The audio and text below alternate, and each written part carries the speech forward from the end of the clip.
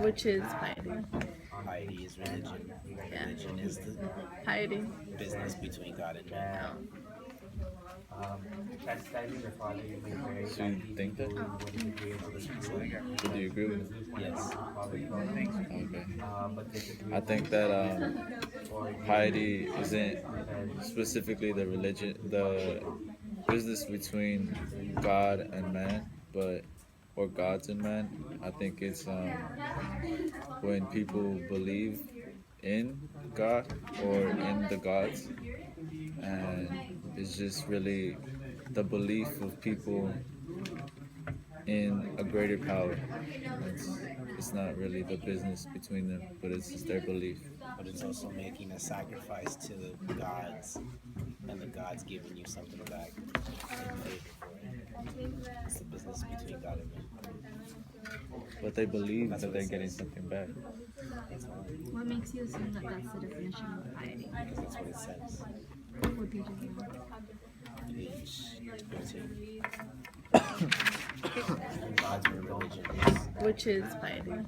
piety is religion. Yeah. Religion is the Piety. business between God and man. chastising the father, you may very So you kindly be think that? doing what is agreeable to the Lord. Or do you agree with it? Yes. Okay. But disagree I think that piety isn't specifically the religion, the business between God and man, but or gods and man. I think it's when people believe in God or in the gods, and it's just really the belief of people in a greater power. It's, it's not really the business between them, but it's just their belief. But it's also making a sacrifice to the gods, and the gods giving you something back in favor for it. It's the business between God and man. But they believe That's that what they're it getting says. something back. That's all. What makes you assume that that's the definition of piety? Because that's what it says. What page is that? Page 13. Page 13?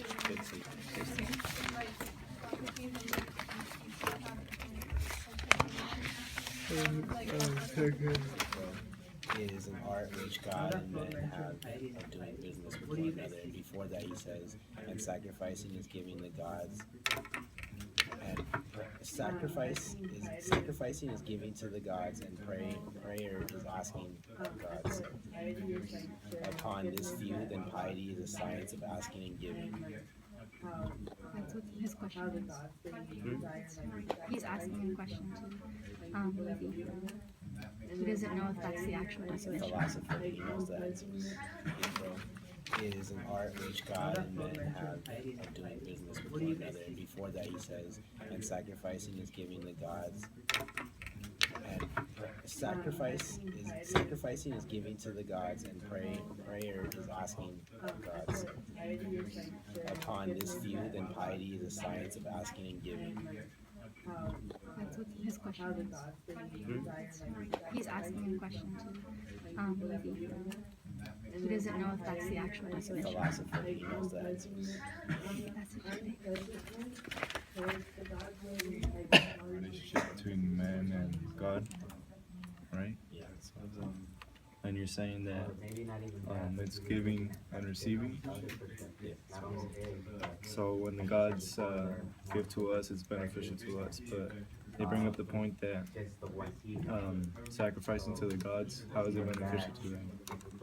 Why the question itself Relationship between man and God, right? Yeah. And you're saying that maybe not even it's giving and receiving. Yeah. So when the gods give to us, it's beneficial to us. But they bring up the point that just the one key. sacrificing to the gods, how is it beneficial to them?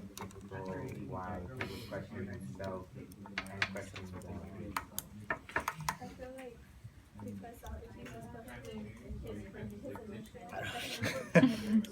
If you're sacrificing everything to the gods, then why are you giving them sacrifice if they already have everything because they're gods? Do you know piety is? I also want to bring up It's the relationship between I think there was a juxtaposition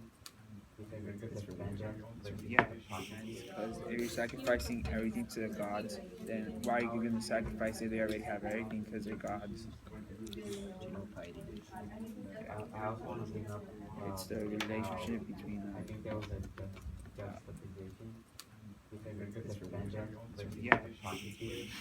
Who's getting to Euthyphro says, piety then is that which is dear to the gods, and impiety is that which is not dear to them. So he doesn't specifically say what like that means, but I mean it can mean anything, I guess, if you like interpret it that way, because being wrong isn't actually wrong.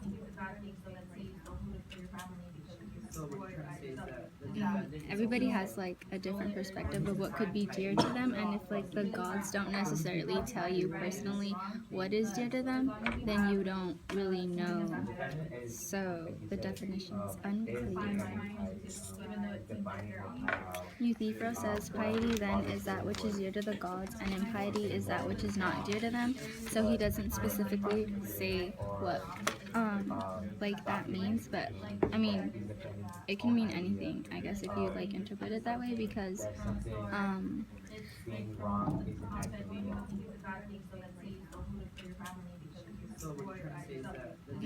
everybody has like a different perspective of what could be dear to them, and if like the gods don't necessarily tell you personally what is dear to them, then you don't really know, so the definition is unclear.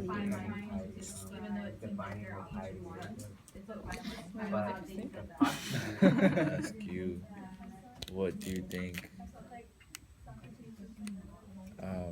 piety and impiety has to do with sandwiches? Hold on, Why let me- sandwiches are involved in these questions?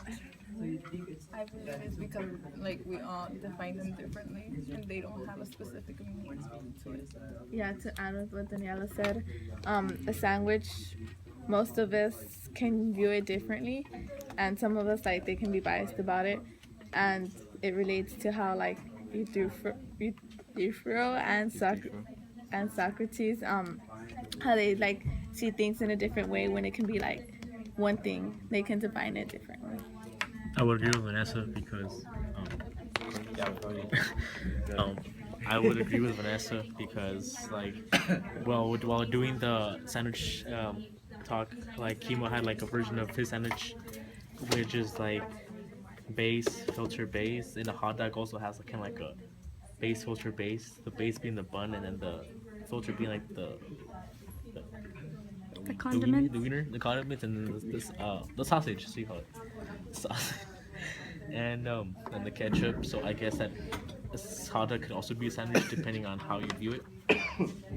Plato wrote this so that people could realize that there's different definitions to the same thing, and that there's different perspectives that can be taken into similar situations, and therefore, since Socrates and Euthyphro are both in court, they have different perspectives because Socrates is the one getting prosecuted, and Euthyphro is the one that's the prosecutor. So they're in a similar situation, but one is doing the prosecuting and one is being prosecuted. They're both being prosecuted. Oh yeah. No, I had a question. Well, an answer actually for one of the questions. What question? Number 4. Why is it so important that Euthyphro was able to explain piety? Said I thought it was important that Euthyphro was able to define it because in court they won't let him win the case just because he has like a partial understanding of it. He has to have like the best understanding possible to try and enlighten and make others convinced that he's right. So without the proper understanding of something, people won't believe him nor trust him. Piety as tradition, because your traditionally To relate what Abraham said to the reading questions, the first reading question that Miss O had for us was that if you ever felt frustrated or clustered because your argument wasn't able to get across clearly.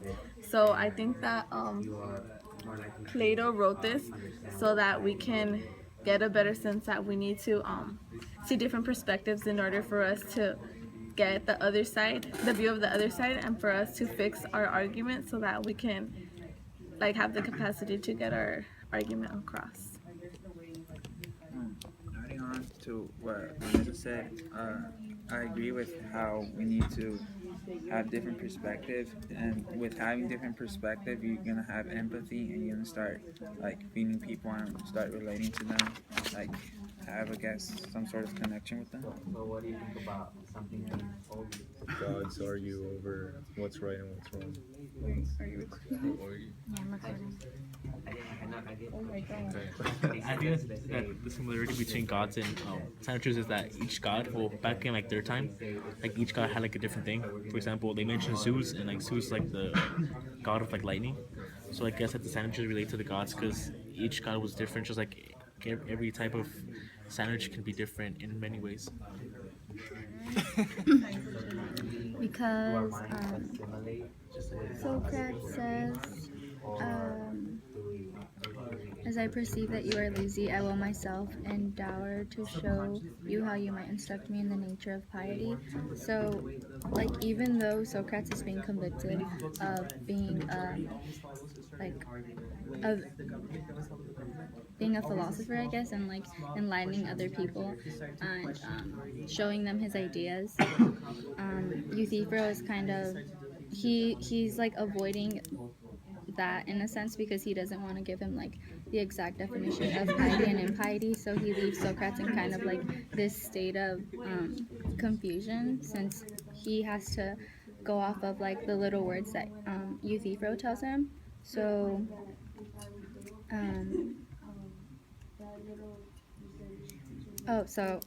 Euthyphro is like being ignorant in a sense because he has like the knowledge that Socrates wants, but he doesn't want to share with him because he doesn't want to be convicted of the same thing that Socrates is.